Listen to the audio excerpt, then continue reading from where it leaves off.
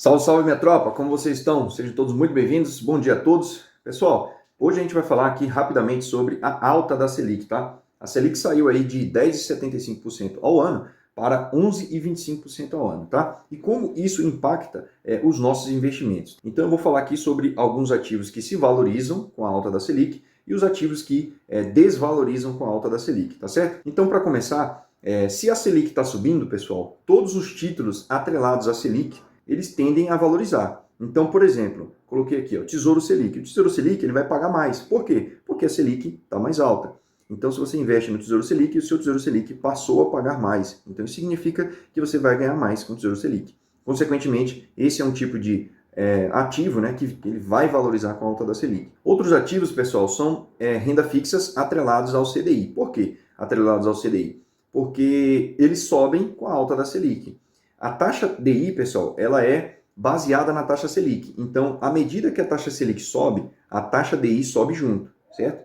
Da mesma forma que se a taxa Selic cai, a taxa DI cai juntamente também. Então, é evidente que, uma vez a taxa Selic subindo, certo? A taxa DI vai subir também e vai acabar pagando mais. Então, renda fixa atrelada à taxa CDI, e aí a gente coloca aí CDBs de médios bancos, tá? CDB de médios bancos, letras de crédito, né, que é LC, LCI, LCA, tudo isso aí vai passar a pagar mais, né? Por quê? Porque esses títulos, eles têm a precificação, eles têm a rentabilidade atrelada ao CDI. E uma vez o CDI sendo atrelado à Selic, a Selic subindo, o CDI sobe junto também, consequentemente passa a pagar mais. Beleza, tropa? Outros títulos da renda fixa, pós-fixado. Por quê? Todo título pós-fixado, ele acompanha a variação da Selic também. Então, se a Selic está subindo, certo? Ele vai subir um pouquinho menos, mas ele acompanha a variação ali da Selic. Por exemplo, se a Selic subiu 0,5%, por exemplo, ele vai subir ali 0,4%. Deu para entender, né? Mas ele vai subir também da mesma forma. Então, esses são os três principais tipos de investimentos, né, que vão se valorizar com a alta da Selic, né? E aí a gente pode colocar também debêntures incentivadas, né, que tenham taxas pós-fixadas, debêntures incentivadas, CRA, CRI, tudo isso aí tende a valorizar, tá certo? E os ativos que desvalorizam com a alta da Selic. Então, renda fixa pré-fixada, ela tende a desvalorizar com a alta da Selic, tá certo? Tende a desvalorizar, porque a ideia é o quê? Se a Selic vai subir de 11,25 para 12, por exemplo, e eu tenho um pré-fixado pagando 11,25, você concorda que o seu pré-fixado é uma taxa fixa, ele vai ficar aqui, ele não vai se mexer. Então, a Selic vai pagar. Vamos supor que a Selic hoje a 11,75, você compra um pré-fixado a 11,75. Ele está pagando exatamente o que a Selic está pagando. Só que uma vez a Selic subindo para 12, pessoal, e a previsão é que a Selic suba mais ainda, né?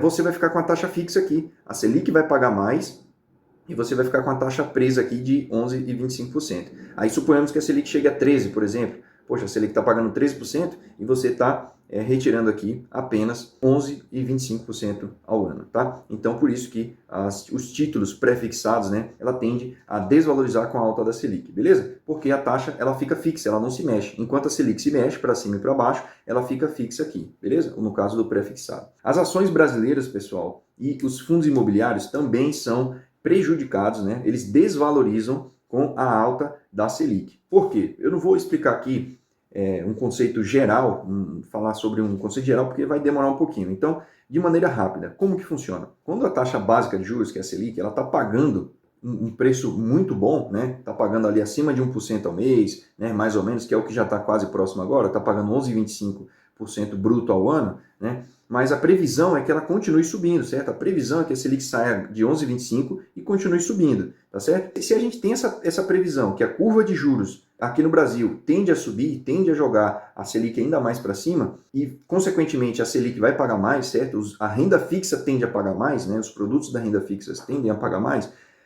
Por que eu vou correr o risco da renda variável?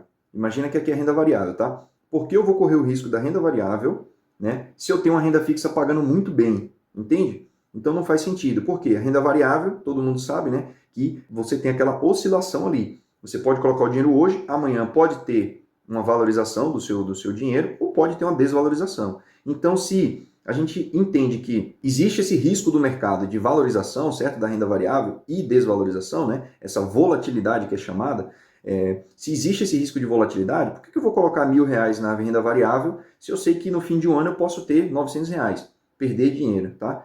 Ao passo que na renda fixa pagando bem e sabendo que ela vai aumentar um pouco mais, né, a Selic, eu vou destinar aqui meu dinheiro na renda fixa, porque eu sei que ela vai pagar mais, certo? Eu sei que ela vai me trazer uma rentabilidade com segurança e menos risco, porque aqui vai ser a renda variável, né? E a renda fixa ela vai estar bonitinha lá. Ela sempre vai subir à medida que o tempo vai passando, tá? Enquanto a renda variável, ela fica oscilando para cima e para baixo. E aí você tem um movimento, né? Os investidores, eles acabam fazendo um movimento de quê? De retirada de dinheiro aqui da renda variável e aplicando na renda fixa. Porque a taxa Selic está subindo e ela tem a previsão de subir mais, então isso faz com que as pessoas tirem dinheiro da renda variável e joguem na renda fixa. Isso faz com que também, né, pessoal, não é só isso, um dos fatores é que também essa retirada de dinheiro da renda variável faz com que as ações comecem a cair, tá? Não é que a empresa vai falir, não é que a instituição vai fechar as portas, é que simplesmente as pessoas tirem dinheiro daqui e a precificação do ativo, né, o valor de mercado de cada das empresas brasileiras, né, negociadas na B3, elas passam a cair um pouco. Então, se a cotação estava R$10, agora a cotação caiu para 9,75. E aí vai caindo, pessoal, vai caindo até chegar em uma região de desconto, né, para você ter uma mudança na curva de juros, né, novamente, e aí a Selic voltar a apontar para baixo, para você ter novamente esse movimento de valorização na Bolsa Brasileira. Beleza? Então, eu espero que eu tenha ajudado vocês. Se vocês gostaram desse vídeo, pessoal, deixa aqui nos comentários. Se você quiser uma aula mais detalhada, eu vou deixar um link aqui, tá, na descrição. Qualquer coisa aí me chama no direct para você poder se inscrever no aulão que a gente vai fazer aí. E você vai ser notificado com antecedência quando a gente fizer esse aulão mais completo aí, tá certo? E a gente vai falar sobre vários temas sobre finanças pessoais e investimentos. Tá bom, pessoal? Então, eu espero que eu tenha ajudado vocês, espero que tenha esclarecido essa parte aí de alta na Selic, né, e como ela impacta os investimentos. É isso. Muito obrigado, fiquem com Deus e até a próxima. Fui!